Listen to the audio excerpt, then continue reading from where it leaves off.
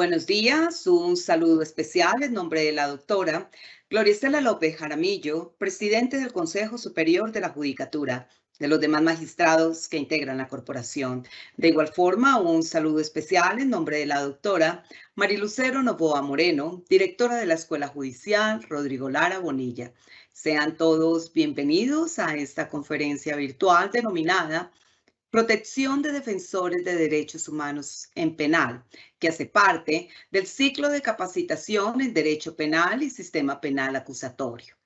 El concepto de protección de los derechos humanos se ha convertido en un verdadero y necesario horizonte de carácter fundamental en nuestra humanidad.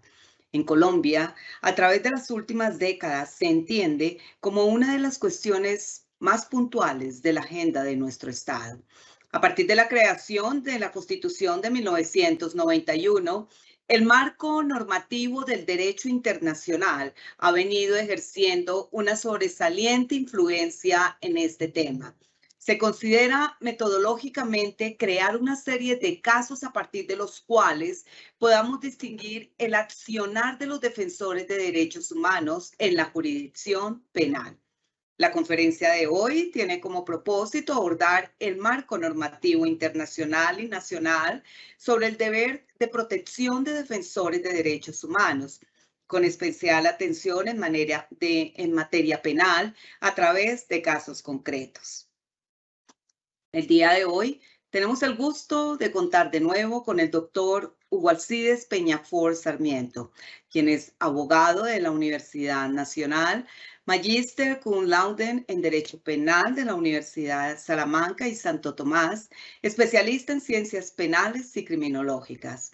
Ha sido asesor jurídico de la Oficina del Alto Comisionado de la Paz, miembro de la Subcomisión Técnica del Fin del Conflicto, miembro del equipo de apoyo técnico de la delegación del Gobierno Nacional en el marco de la mesa de conversaciones adelantadas con el ELN. También procurador delegado con funciones de intervención judicial ante la Jurisdicción Especial para la Paz y actualmente se desempeña como abogado consultor. Tan pronto termine la exposición, nuestro conferencista invitado el día de hoy dará respuesta a las preguntas que se formulen a través del chat de participación. Las inquietudes técnicas que resulten sobre registro, conexión, evaluación de esta actividad serán atendidas con muchísimo gusto por servidores de la Escuela Judicial. Doctor Hugo Alcides, es un gusto tenerlo de nuevo con nosotros. Bienvenido, tiene el uso de la palabra. Muchas gracias por la presentación, doctora Mónica. Muchas gracias a la doctora Marilucero Novoa, directora de la Escuela Judicial. Un extensivo saludo a la doctora Gloria Estela López Jaramillo, presidente del Consejo Superior de la Judicatura, y a todas las servidoras y servidores públicos y público en general que se conectan a esta conferencia. El marco normativo internacional sobre el deber de protección de las defensoras y defensores de derechos humanos tiene como su piedra angular a la Declaración sobre el Derecho y el Deber de los Individuos, los grupos y las instituciones de promover y proteger los derechos humanos y las libertades fundamentales universalmente reconocidos. Esta declaración fue aprobada por la Asamblea General de la Organización de las Naciones Unidas el 9 de diciembre de 1998. Su aprobación no fue fácil. Esta aprobación se obtiene después de 14 años de intensas negociaciones en las cuales los estados trataron de ponerse de acuerdo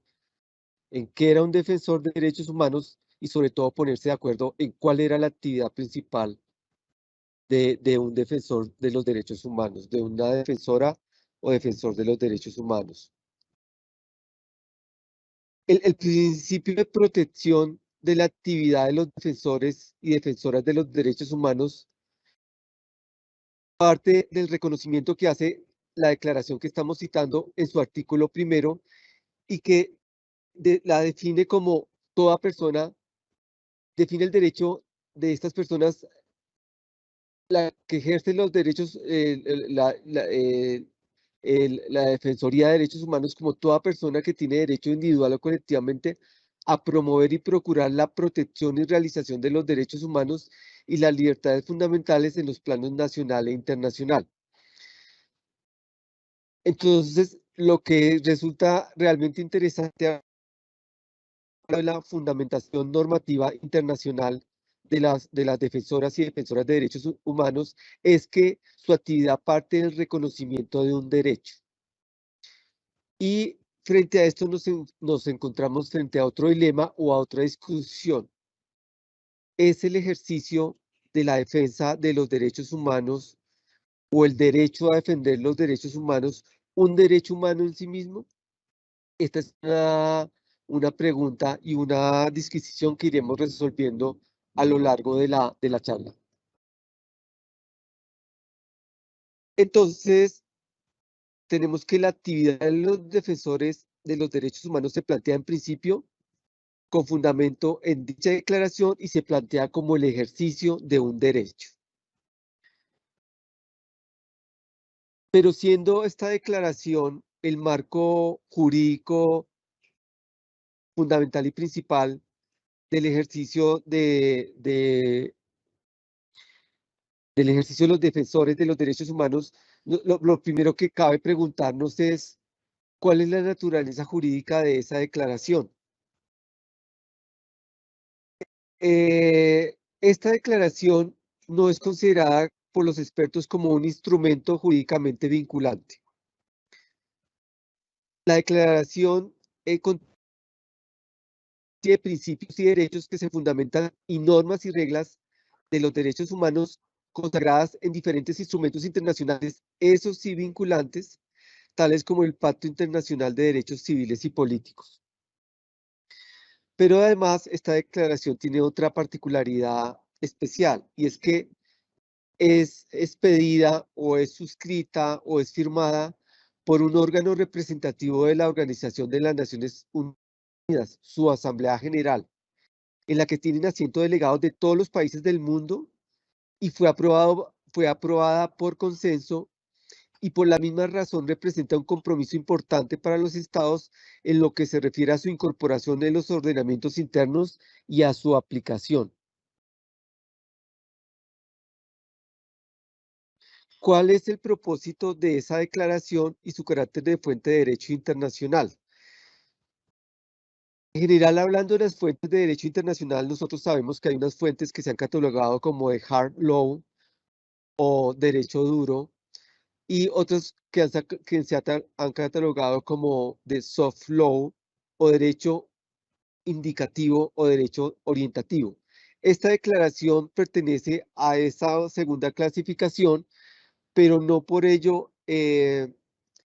sus contenidos son menos vinculantes, ya que lo que hace la declaración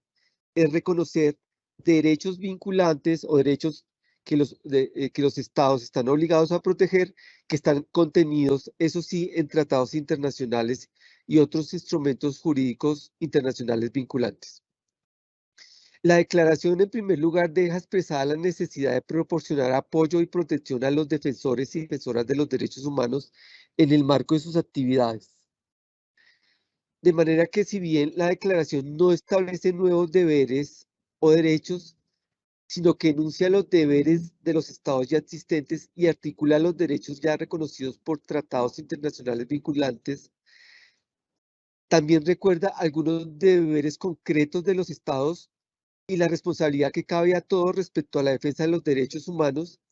además de explicar su vínculo con el derecho nacional. De manera que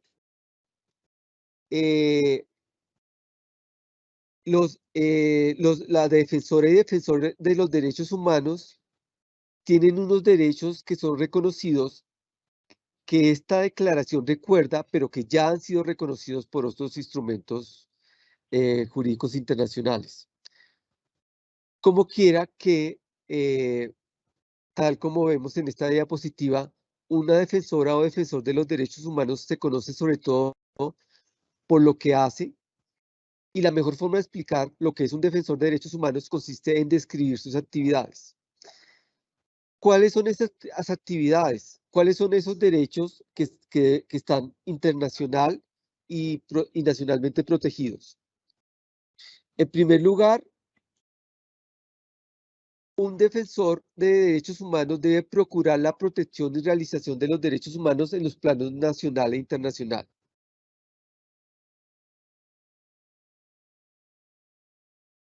Individualmente o en asociación con otros, es decir, de forma individual o de forma colectiva.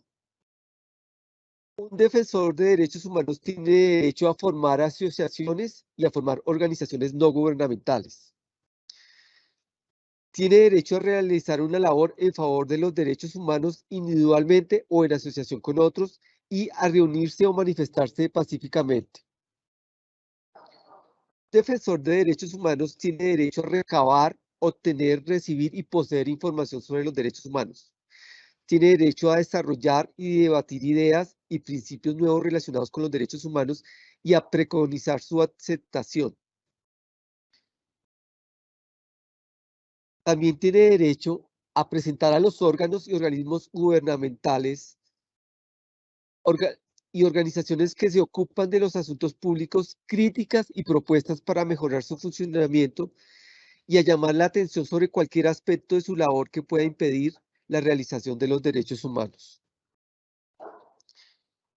Una defensora o defensor de los derechos humanos tiene derecho a denunciar las políticas y acciones oficiales en relación con los derechos humanos y a que se examinen esas denuncias por órganos competentes. Tiene derecho a ofrecer y prestar asistencia letrada, profesional u otro asesoramiento o asistencia pertinentes para defender los derechos humanos.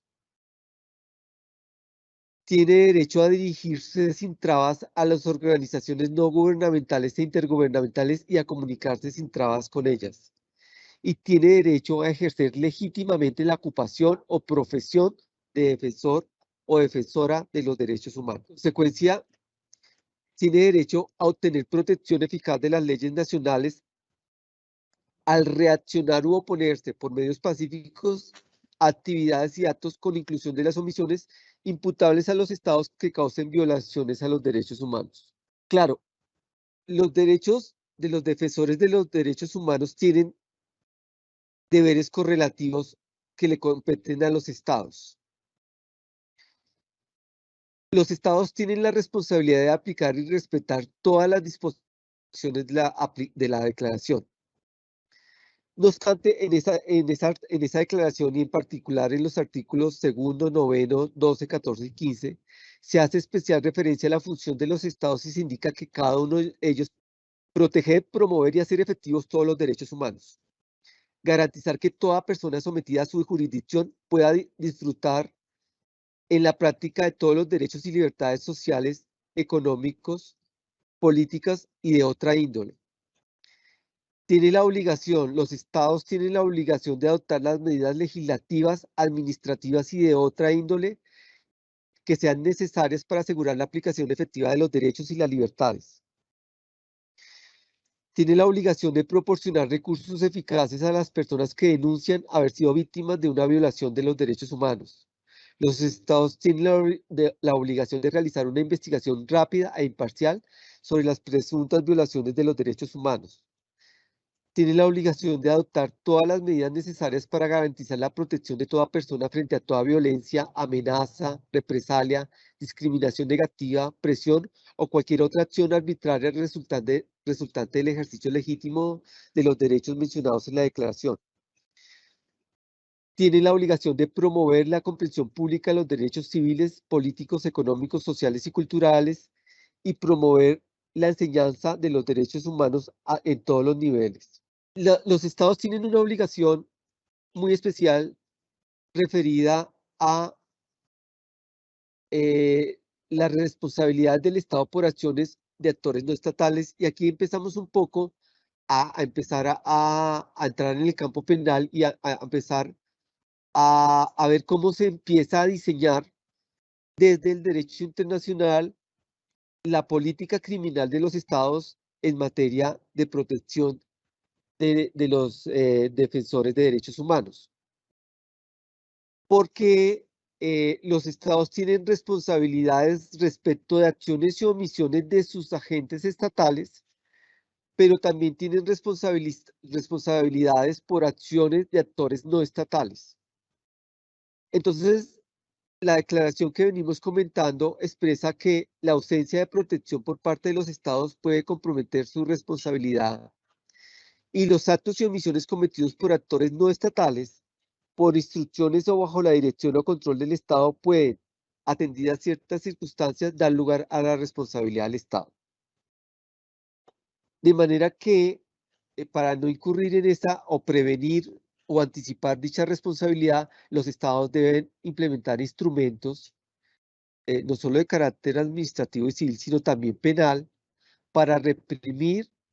las acciones y omisiones por parte de actores no estatales en materia de atentados contra los defensores de los derechos humanos. Un ejemplo de tal situación es el que podría darse es cuando un Estado agrupe o equipe a grupos armados y les transmite instrucciones para atentar contra los defensoras o defensoras de los derechos humanos. En dicha situación, los grupos armados, por ejemplo, grupos paramilitares, podrían ser considerados de facto como órganos del Estado y la comisión de actos en contra de los defensores en violación al derecho internacional podría ser atribuida al Estado. Entonces, para el derecho internacional, la actuación de órganos, de grupos armados ilegales, órganos paramilitares, que actúan con la complacencia, aquiescencia o incluso orden directa de los estados, funciona para efectos del derecho internacional como órganos de facto de los estados y sus acciones y omisiones comprometen su responsabilidad internacional. Esto lo digo porque enfrentar la cuestión de la impunidad es una de las formas de garantizar un entorno seguro para la actividad de las defensoras y defensoras de los derechos humanos, en especial en los casos de actores no estatales, incluyendo empresas privadas y actores armados no estatales, en los cuales se hace fundamental adelantar investigaciones con celeridad y amplitud y asegurar que los responsables se lleven ante los tribunales penales. ¿Cuál es el fundamento de esto? El fundamento de derecho internacional es que esta obligación no solo deviene del artículo 12 de la Declaración, y en particular su numeral tercero, que expresa que toda persona tiene derecho individual o colectivamente a una protección eficaz de las leyes nacionales al reaccionar u oponerse por medios pacíficos a actividades y actos, con inclusión de las omisiones imputables a los estados que causen violaciones de los derechos humanos y las libertades fundamentales, así como actos de violencia perpetrados por grupos o particulares que afecten el disfrute de los derechos humanos y las libertades fundamentales.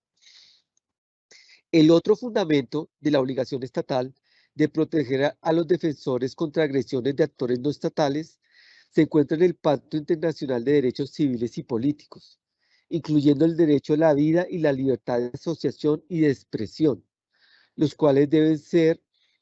protegidos de vulneraciones, no solo las cometidas por agentes del Estado, sino también por agentes y entidades privadas. La Declaración sobre los defensores y defensoras de los derechos humanos no solo está dirigida a los estados, sino que, podemos decir, tiene un mandato de carácter erga omnes. Es decir, esta declaración está dirigida a todos los habitantes de la Tierra y sus organizaciones estatales, tanto como no estatales. En el artículo 10º de la declaración se expresa una declaración o omisión donde sea necesario en la violación de los derechos humanos y las libertades fundamentales. Y la declaración también reafirma en varios apartados acerca de la responsabilidad de todos los seres humanos de abstenerse de violar los derechos de los demás y cobija la responsabilidad de los actores no estatales de respetar los derechos de los defensores y defensoras de los derechos humanos. De tal manera que todos los actores, incluidos los no estatales, que puedan incluir a los grupos armados, los medios de comunicación, los grupos religiosos, comunidades, empresas y particulares deben abstenerse de adoptar medidas de cualquier naturaleza que obstaculicen el ejercicio de los defensores y defensoras de derechos humanos. Y aquí entramos en un campo muy particular de las responsabilidades de los estados, que es el concepto de diligencia de vida, el cual también ha sido desarrollado por la Corte Interamericana de Derechos Humanos y por la Comisión Interamericana. El mandato de la declaración referido al desempeño de respetar, promover y garantizar los derechos humanos demanda una diligencia de vida por parte de los estados. Este concepto que se deriva de la noción de responsabilidad del Estado de actuar con diligencia de vida, se interpreta como el deber de las empresas y los particulares de garantizar que sus actividades no atenten contra derechos de terceros, incluyendo los defensores de derechos humanos, y se interpreta como la responsabilidad de los estados de debida diligencia de procurar y supervigilar que así ocurra. La declaración tiene unas disposiciones sobre la armonización de los marcos jurídicos nacionales con la declaración, de manera que en su artículo segundo, la declaración dispone que los estados adoptarán las medidas legislativas, administrativas y de otra índole que sean necesarias para asegurar que los derechos y libertades a que se hace referencia en la presente declaración estén efectivamente garantizados. Esta disposición está complementada con el artículo tercero de la declaración, y según el cual el derecho interno, en cuanto concuerda con la Carta de las Naciones Unidas y otras obligaciones internacionales del Estado en la esfera de los derechos humanos y las libertades fundamentales, es el marco jurídico en el cual se deben materializar y ejercer los derechos humanos y las libertades fundamentales, y en el cual deben llevarse a cabo todas las actividades a que se hace referencia en tal declaración para la promoción, protección y realización efectiva de los derechos y libertades. Vamos a ir, digamos, a un caso práctico, pero de carácter internacional, para ir después aterrizando en cuestiones más prácticas atinentes a nuestra legislación nacional y a nuestro ordenamiento interno. Y para ello me voy a permitir, me voy a tomar la licencia de citar un extracto del informe de la relatora especial sobre la situación de las defensoras y defensores de derechos humanos, que hizo junto con el relator especial sobre la independencia de magistrados y abogados, estos relatores especiales de la ONU, respecto al envío en julio de 2010 de un lineamiento urgente en relación con la condena del presidente de una organización de derechos humanos, así como de un comisionado de la Comisión Internacional de Juristas, que fueron condenados en un país miembro de la ONU a 3 años de prisión. Y me permito citar textualmente. Según la información recibida, un tribunal penal empezó a conocer su caso el 18 de febrero, los delitos de, comillas, debilitar sentimientos nacionales y fomentar sentimientos racistas y sectarios, y, comillas, transferencia de noticias falsas y exageradas que debilitan los sentimientos nacionales, conforme al Código Penal. Se llevaron a cabo, dice la relatoría, dice el relator especial, se llevaron a cabo 5 audiencias subsiguientes: el 10 de marzo, 6 de abril, 4 de mayo, 27 de mayo y 6 de junio. La audiencia final y la sentencia tuvieron lugar el 23 de junio de 2010 y se dictó una condena de 3 años de prisión. Según la información recibida, una serie de garantías procesales para un debido proceso no se cumplieron durante el juicio. Los abogados de la defensa presentaron a 11 testigos para que declararan durante el juicio, y se presume que el presidente de la Corte Penal prohibió que los testigos de la defensa declararan y no tomó en cuenta las pruebas presentadas por la defensa. La condena se basó en 3 informes secretos del Servicio de Inteligencia, a pesar de que los abogados de la defensa presentaron evidencia creíble que socavaba la autenticidad de dichos informes.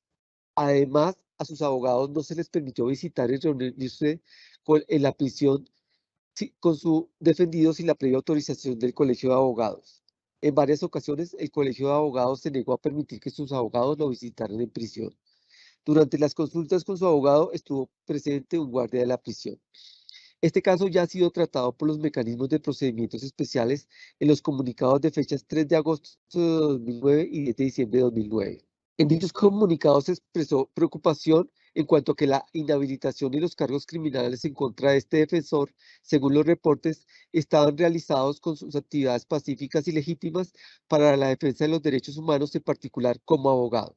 Todavía estamos en espera de recibir una respuesta, dice el relator especial, a los comunicados que dirigimos al gobierno.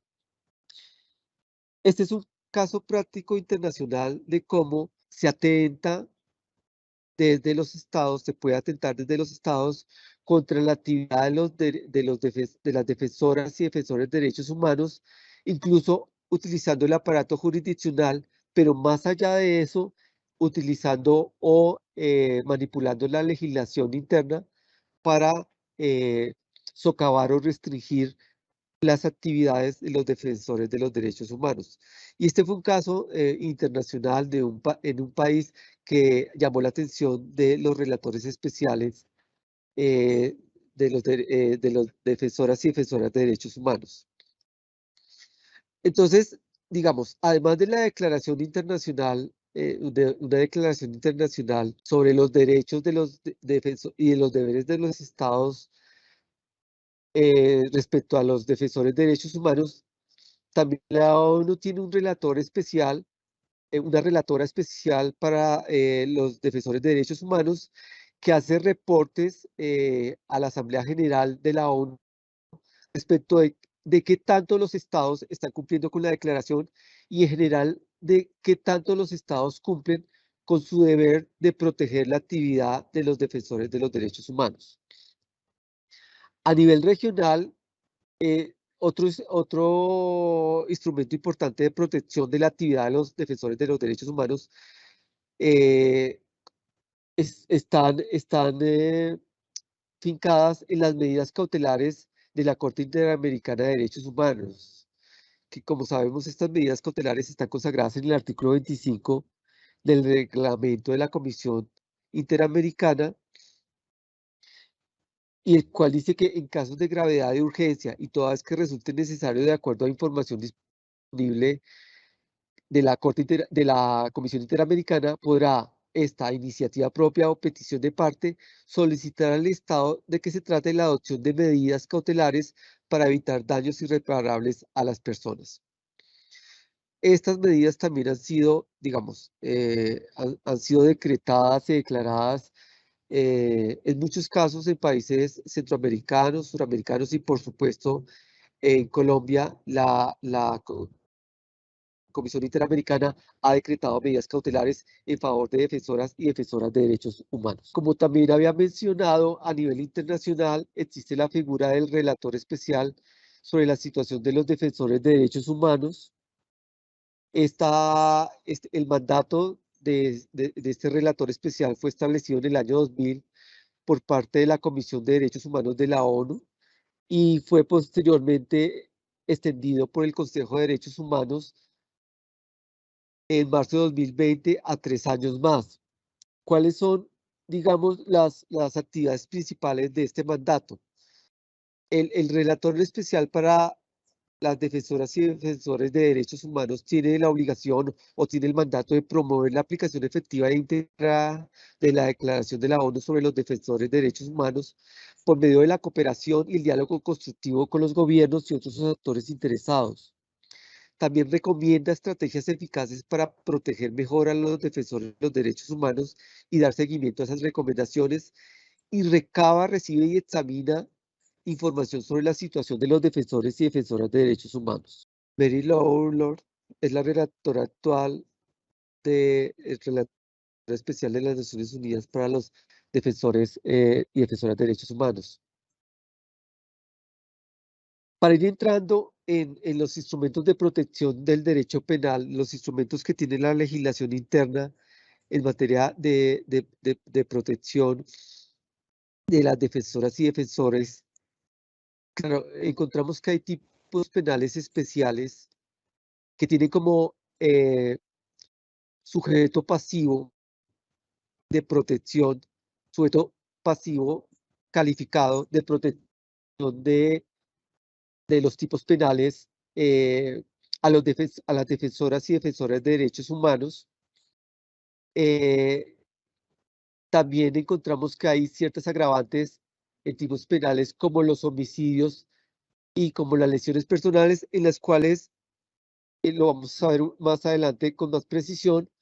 las defensoras y los defensoras de derechos humanos son el ingrediente especial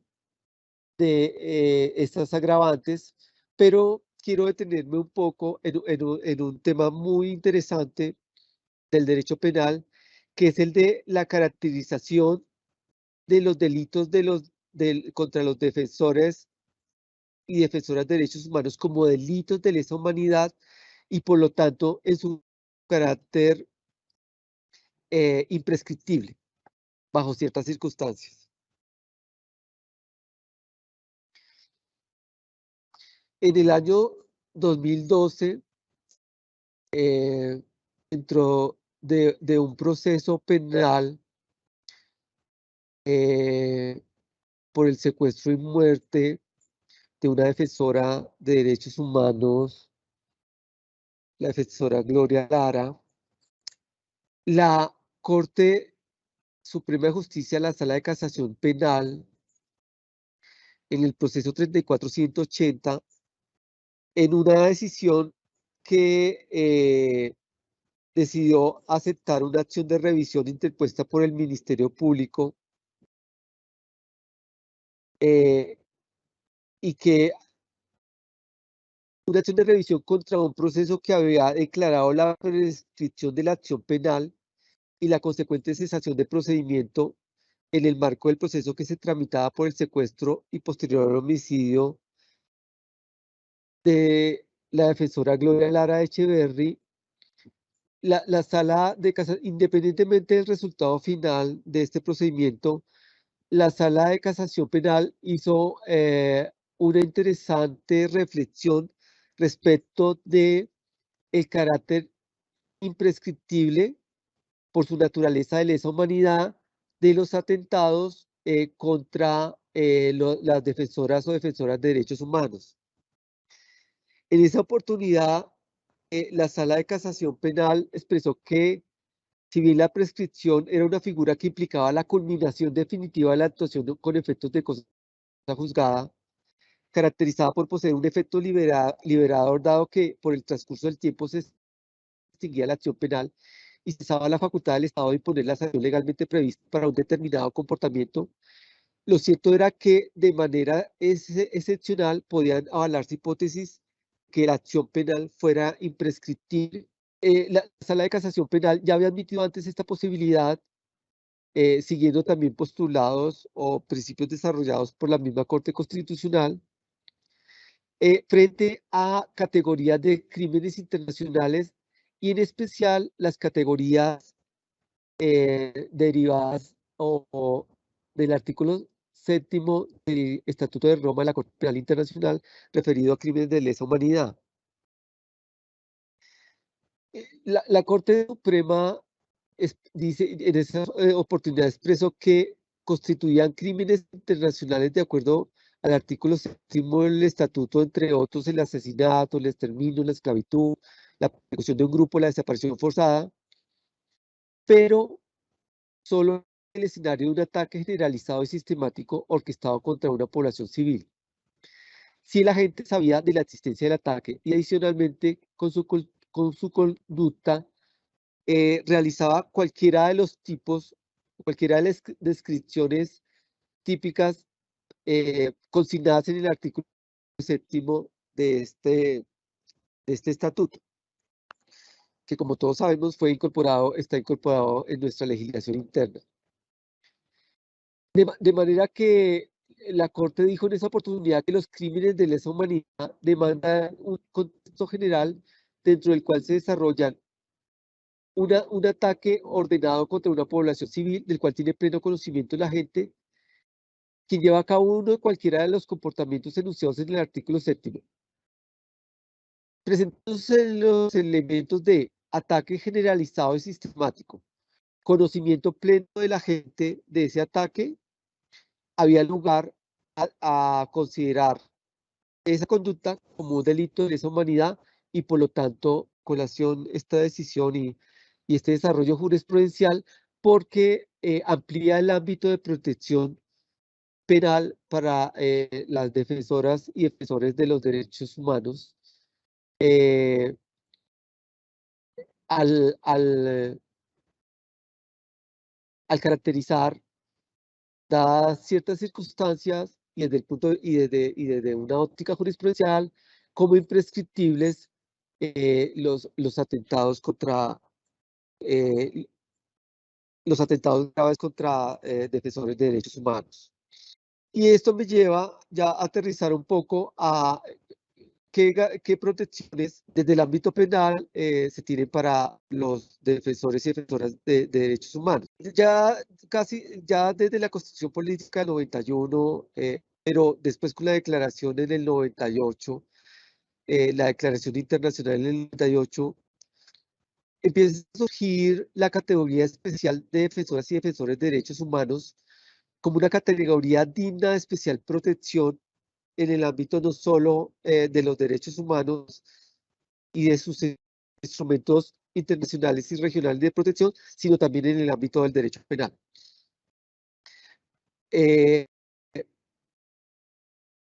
Como sujetos pasivos especiales cualificados. Y así, por ejemplo, encontramos el artículo 188 del Código Penal, que se inscribe en el título tercero, delitos contra la libertad individual y otras garantías, y que dice que el que por cualquier medio atemorice o amenaza a una persona que ejerza actividades de promoción y protección de los derechos humanos o a sus familiares o a cualquier organización dedicada a la defensa de los mismos o dirigentes políticos o sindicales, comunicándole la intención de causarle un daño constitutivo de uno o más delitos, en razón o con ocasión de la función que desempeñe, incurrirá en prisión de 72 a 128 meses y multa de 17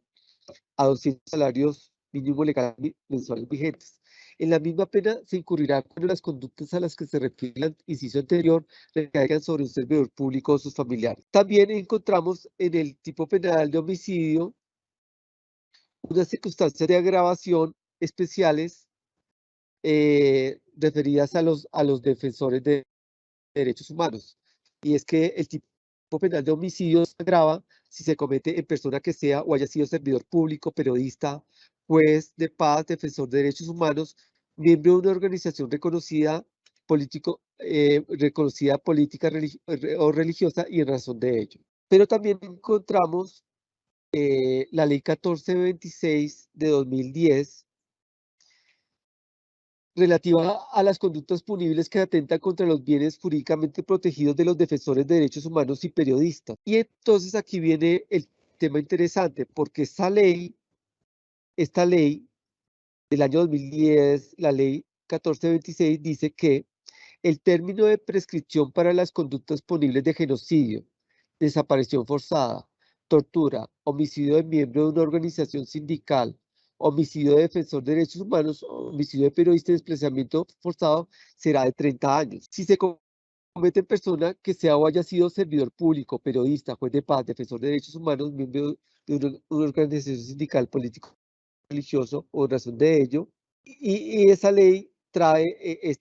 además esta agravante y también el aumento de la prescripción. Pero aquí lo interesante es que a pesar de haber una disposición legal concreta referente al término de prescripción para atentados graves contra defensores de derechos humanos, por vía de jurisprudencial, eh, si estos atentados configuran un delito de lesa humanidad en los términos del Estatuto de Roma y de acuerdo con los criterios jurisprudenciales de la Corte Constitucional y la Corte Suprema, según los cuales es un delito de lesa humanidad aquel que se comete de forma sistemática y generalizada y con conocimiento pleno del ataque generalizado y sistemático por parte de la gente, nos encontramos ante un delito de lesa humanidad y por lo tanto imprescriptible. Para concluir, existe un marco internacional de protección de los defensores de derechos humanos cuya piedra angular es la Declaración eh, Universal sobre los defensoras y defensoras de los derechos humanos, suscrita en el año de 1998. Hay una obligación de los estados de incorporar tanto los derechos como los deberes que se consignan en esta declaración en los ordenamientos internos. El Estado colombiano, por vía judicial, pero también por vía de otros mecanismos administrativos e institucionales, hablemos de las alertas tempranas de la Defensoría del Pueblo y otros mecanismos, ha incorporado algunos mecanismos de protección internacionales en la legislación interna y ha incorporado mecanismos de protección específicamente dirigidos a los defensores de derechos humanos en su legislación penal,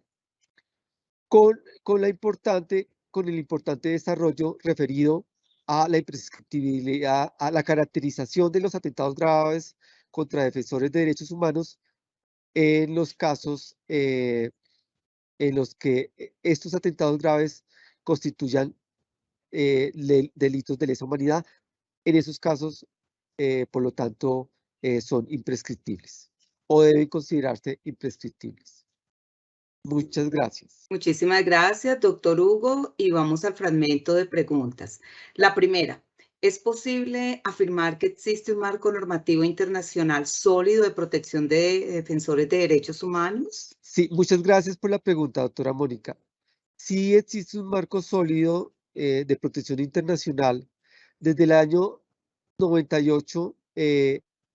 la categoría de defensora y defensor de derechos humanos es una categoría de protección especial. ¿Quiénes son los defensoras y defensoras de derechos humanos de acuerdo al derecho internacional?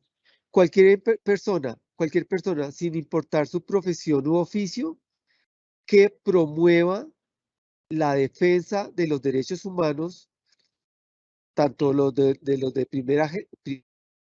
segunda, tercera y cuarta generación, como que también denuncie los atentados contra los derechos humanos, sin importar su profesión u oficio o estrato socioeconómico. Y los estados deben implementar mecanismos de protección para estas personas. Siguiente pregunta, doctor. ¿Cuáles serían las expresiones más importantes en materia penal sobre protección de defensores de derechos humanos? Muchas gracias por la pregunta, doctora Mónica. Yo diría que yo hablaría de tres expresiones importantes. La primera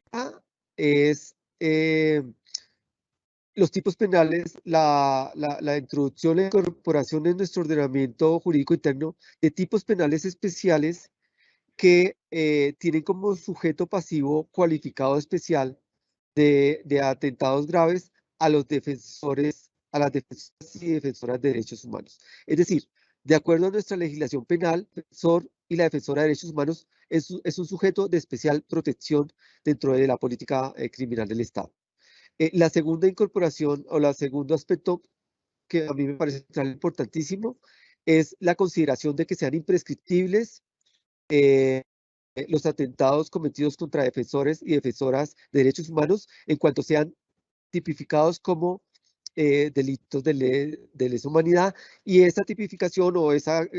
consagración o adecuación puede hacerse por vía de las instancias judiciales, puede hacerse por vía de decisiones judiciales, es decir, de los operadores judiciales. Y tercero, la implementación de una serie de mecanismos, tanto judiciales, de investigación, como extrajudiciales, por ejemplo, en la Defensoría del Pueblo, para la protección de esta franja de población. Gracias, doctor. Última pregunta. ¿Se encuentran incorporados y desarrollados en el ordenamiento jurídico interno los postulados sobre protección de defensores de derechos humanos creados a nivel internacional? Doctora Mónica, podríamos decir que sí se encuentran desarrollados, se encuentran enunciados, podrían tener incluso mucho más desarrollo. Se encuentran enunciados, hay, digamos, el legislador y la legislación colombiana sí contempla mecanismos penales y otro tipo de protección para los defensores, pero claramente han sido insuficientes. Hoy nos levantamos, esta mañana nos levantamos con, con el último informe de la Defensoría del Pueblo respecto de que llevamos en el año 130 defensoras y defensoras de derechos humanos asesinados, lo cual nos hace pensar en que este saldo nos hace pensar en que no han sido suficientes, digamos, los instrumentos jurídicos y los instrumentos institucionales implementados para la protección de los defensores de derechos humanos. Un agradecimiento muy especial al doctor Hugo Alcides Peñafort Sarmiento, quien desde su experiencia y desempeño profesional ha realizado una excelente explicación acerca de la forma en que los defensores de derechos humanos han sido correctamente elegidos como un grupo de personas de especial protección dentro del derecho internacional de los derechos humanos. También por presentar que dentro de nuestro ordenamiento jurídico se ve la adopción de mecanismos creados para su atención, como bien lo dijo en la conferencia, protección de riesgos extraordinarios, concretamente en el ámbito jurídico penal. De nuevo, doctor, nuestros agradecimientos. De igual forma, a los servidores y servidoras judiciales y a todas las personas que actúan en el sector justicia que se interesaron en esta conferencia virtual. Los invitamos a que nos sigan acompañando a través de nuestras redes sociales como Facebook, Twitter, Instagram y YouTube, donde podrán encontrar más información sobre nuestras videoconferencias y noticias de interés. Muchísimas gracias. Un feliz resto de día para todos.